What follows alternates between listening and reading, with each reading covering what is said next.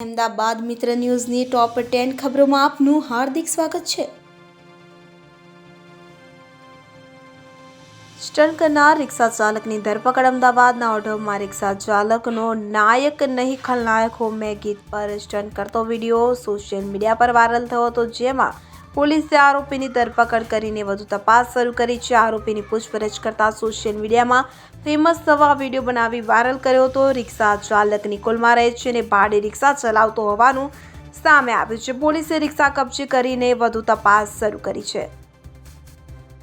એમટીએસનું લાલ દરવાજા બસ ટર્મિનસનું 8 કરોડના ખર્ચે કરેલું રીડેવલપમેન્ટ પાણીમાં 7 મહિનામાં જ આરસીસી રોડ ઘસાઈ ગયો। અમદાવાદીઓની લાઇફલાઇન ગણાતી એમટીએસ બસનું મુખ્ય બસ સ્ટેન્ડ લાલ દરવાજા બસ ટર્મિનલને ₹8 કરોડને ખર્ચે રીડેવલપમેન્ટ કરી મુખ્યમંત્રી દ્વારા તેને ખુલ્લું મૂકવામાં આવ્યું હતું। જો કે બસ સ્ટેન્ડ શરૂ કરાયાના 7 મહિનામાં જ બસ ટર્મિનલ્સનો આરસીસી રોડ ઘસાઈ ગયો અને તૂટી ગયો છે, તો 10 વર્ષ સુધી રોડમાં કોઈ તકલીફ ન થાય તેવા દાવા કરતા મ્યુનિસિપલ કોર્પોરેશનના અધિકારીઓ અને ભાજપના સત્તાધીશોની પોલ ખુલી ગઈ છે। રોડ 7 મહિનામાં જ તૂટી જાય તો એમટીએસ બસ સ્ટેન્ડ બનાવવાની કામગીરીમાં ક્યાંક ને ક્યાંક ભ્રષ્ટાચાર થયો હોવાનું જણાય છે।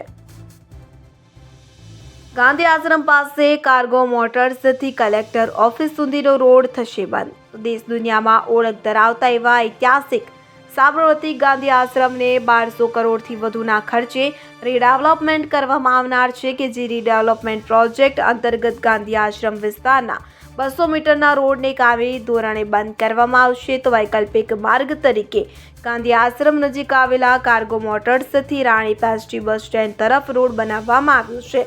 આગામી મહિને નવા રોડને ખુલ્લો મૂકતા વાહન ચાલકોએ રાણી પેસ્ટ્રી બસ સ્ટેન્ડ અને આરટીઓ સર્કલ થઈ સુભાષ બ્રિજ તરફ જવું પડશે।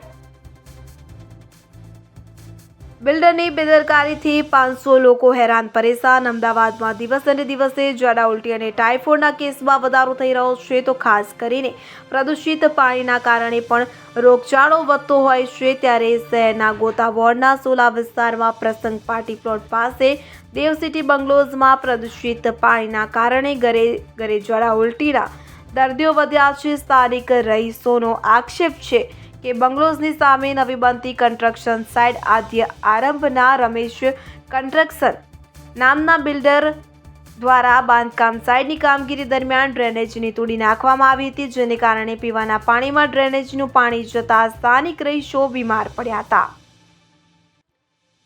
હવામાન વિભાગે આગાહી વ્યક્ત કરી તો અમદાવાદ સહિત સમગ્ર રાજ્યમાં દિવસ દરમિયાન ગરમીનો અહેસાસ થવાની શરૂઆત થઈ ગઈ છે। સામાન્ય રીતે ફેબ્રુઆરી માસ અંત સુધી શિયાળાની અસર રહેતી હોય છે, પરંતુ આ વર્ષે ફેબ્રુઆરી માસ શરૂ થતાં જ ગરમીની શરૂઆત થઈ હોય તેવો અનુભવ થાય છે। ફેબ્રુઆરી માસમાં ફક્ત 1 થી 2 વખત જ રાજ્યભરમાં ઠંડીનો અહેસાસ થયો હોય તેવી પરિસ્થિતિ સર્જાઈ છે, પરંતુ આગામી 48 કલાક બાદ ફરી એકવાર ઠંડીનો અહેસાસ થઈ શકે છે, જે આ વર્ષે માટે ઠંડીનો છેલ્લો રાઉન્ડ હશે। અમદાવાદમાં 2 વાર બિલ્ડરના અપહરણનો પ્રયાસ। અમદાવાદના સાયન્સ સિટી રોડ પર ફ્લેટની સ્કીમ ધરાવનાર બિલ્ડરે સૂઝબૂછથી પોતાનો જીવ બચાવ્યો। છેલ્લા 4 મહિનામાં જામનગરથી 3 શખ્સો બિલ્ડરની પાસે 2 વાર અપહરણ અથવા તો લૂંટના ઈરાદે કોઈને કોઈ આમંત્રણનું બહાનું લઈને આવતા હતા। જો કે બિલ્ડરની ખોટા સૂઝના કારણે સોલા પોલીસે 3 શખ્સોની ધરપકડ કરી લીધી છે અને હાલ 3 જેલમાં છે। એમએસએમઈ સામેનો કાયદો પાછો ખેંચવાની વેપારીઓની માંગણી। કેન્દ્ર સરકાર દ્વારા એમએસએમઈ ઇન્ડસ્ટ્રીઝને અસર કરતા બનાવેલ કાયદાને પરત લેવાની માંગ સાથે અમદાવાદ વેપારી મહાસંગઠને 1 દિવસના પ્રતિકાત્મક ઉપવાસ રાખી પ્રદર્શન કર્યું હતું। રિલીફ રોડ પરની એક બેંક ઓફ ઇન્ડિયા ખાતે 1 દિવસ સવારે 10 થી 6 સુધી 30 વેપારીઓ અનશન પર બેઠા હતા, જ્યારે 400 જેટલા વેપારીઓ આ સમયે એકઠા થયા હતા। વેપારીઓએ રજૂઆત કરી હતી કે એમએસએમઈને લગતા કેન્દ્ર સરકારના કાયદાને કારણે નાના અને મધ્યમ વર્ગના વેપારીઓને મોટી અસર થશે। હાટકેશ્વર બ્રિજ બનાવનારી અજય ઇન્ફ્રાને પલ્લવ બ્રિજના કામ માટે ₹26 કરોડ વધારે ચૂકવાશે, તો મ્યુનિસિપલે છેલ્લા 5 વર્ષમાં ઓવરબ્રિજ અંડરપાસ બનાવવા માટે કોન્ટ્રાક્ટરોને અંદાજિત ભાવ કરતાં 10% થી 35% સુધીનો વધારો આપ્યો હોવાનો આક્ષેપ વિપક્ષી નેતા શહેજાદ ખાન પઠાણે કર્યો છે. તો આશ્ચર્યની વાત તો એ છે કે આ કોન્ટ્રાક્ટરોમાં માટીપગો હાટકેશ્વર બ્રિજ બનાવનાર અજય ઇન્ફ્રાસ્ટ્રક્ચર્સનો સમાવેશ થાય છે, જેને નારણપુરા વિસ્તારમાં પલ્લવ બ્રિજ બનાવવા માટે અંદાજે ભાવ 78 કરોડ હતો, જેમાં 34.5% એટલે કે 26 કરોડનો વધારો અપાયો છે. હાટકેશ્વર બ્રિજનો વિવાદિત થતા આ બ્રિજની કામગીરી અટકી પડી હતી.